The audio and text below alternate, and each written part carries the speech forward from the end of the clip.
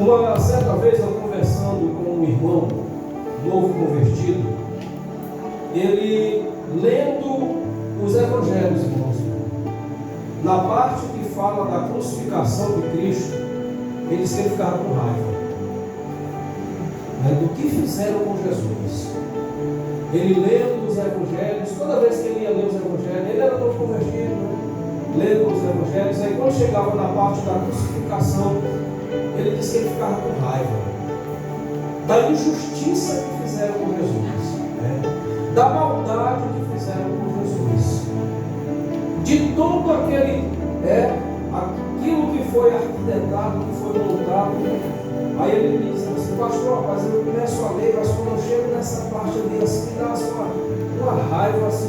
Por que fizeram uma maldade dessa? Por que fizeram, maltrataram tanto assim Jesus foi tão bom, nunca fez mal para ninguém, nunca maltratou ninguém, e fizeram essa maldade toda com ele. Aí ele me perguntou, né? Por que, pastor?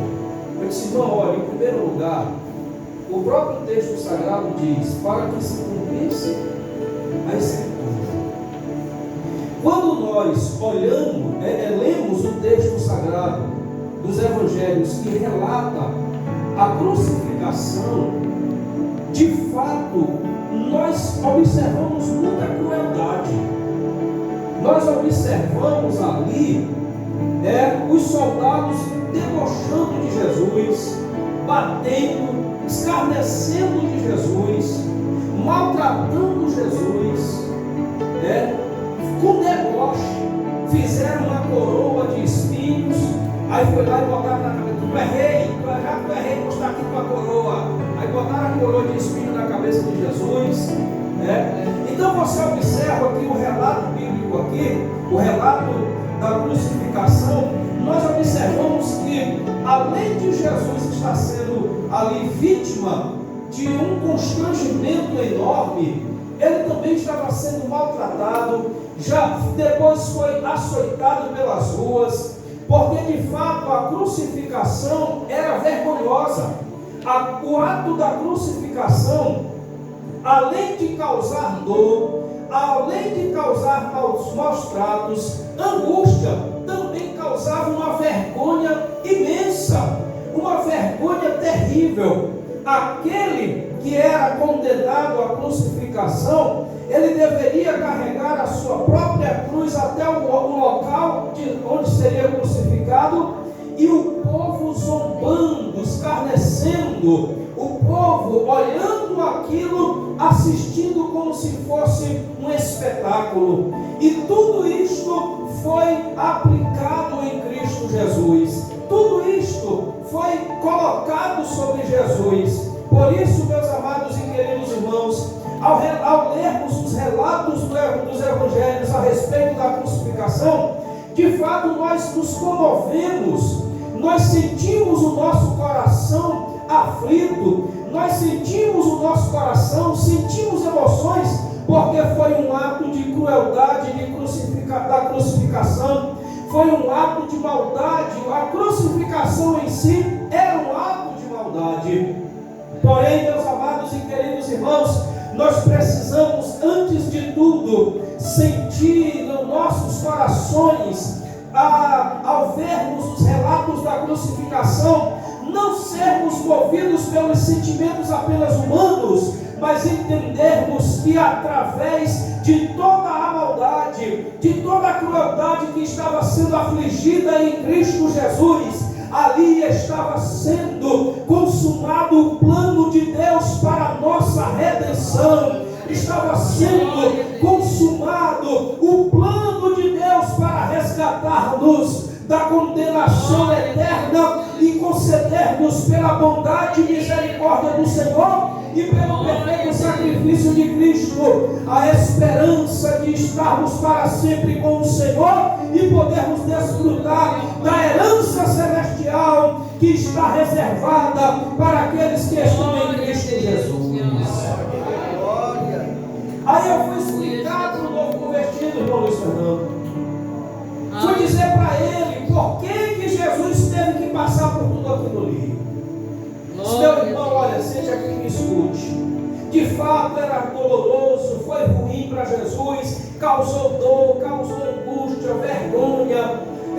O hino da nossa harpa 290 diz assim: eu aqui com Jesus, a vergonha da cruz. Era vergonhoso para Jesus. Mas o texto sagrado diz: para que se cumprisse as Escrituras. Bendito seja o nome eterno do Senhor.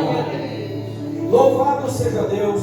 Quando nós olhamos, meus amados e queridos irmãos, para o texto em questão, onde relata a crucificação de Cristo, nós observamos que o próprio Jesus Cristo estava preparado para aquele momento, mesmo sentindo angústia, mesmo sentindo dores, mesmo sentindo a angústia do sofrimento, mesmo orando ao Pai dizendo: passa de mim este cálice, mas contudo faça a tua vontade. Jesus estava sabendo o que ele aguardava no Calvário. Jesus estava ciente da dor, da angústia, do sofrimento que lhe aguardava na cruz do Calvário. Mas em momento algum Jesus deixou de pensar e de fazer aquilo que Deus propusera para que fosse feito, porque era a salvação da humanidade que estava em jogo. Jesus submeteu-se à morte de cruz,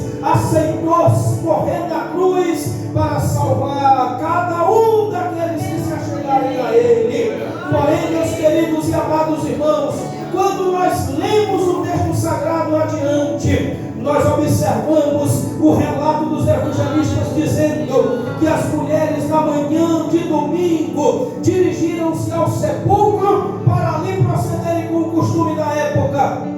Porém, ao chegar no sepulcro, o texto sagrado diz que a pedra havia sido removida. O ser celestial sobre a pedra dizia: a quem buscais? Vocês estão buscando a Jesus o Nazareno. Ele não está aqui, porque ressuscitou e vivo está para todo sempre. Sabe por quê, meus amados e queridos irmãos?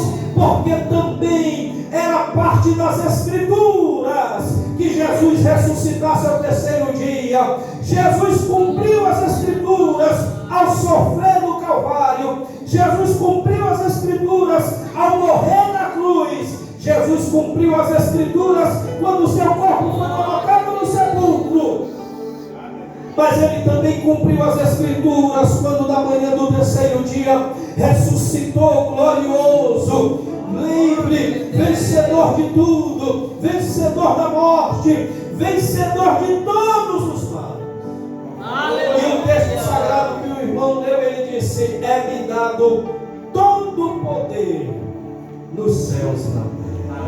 Aleluia. Quantos acreditam que Jesus ressuscitou e está vivo? Glorifique o nome santo do Senhor, porque também fazia parte das Escrituras que ele ressuscitasse ao terceiro dia, e de forma contundente, com provas infalíveis, apresentou-se diante dos seus discípulos, mostrando as feridas nas mãos, mostrando que ele havia ressuscitado. E a partir deste momento, os discípulos que outrora estavam temerosos, receosos, foram tomados de coragem para anunciar ao mundo que Jesus ressuscitou.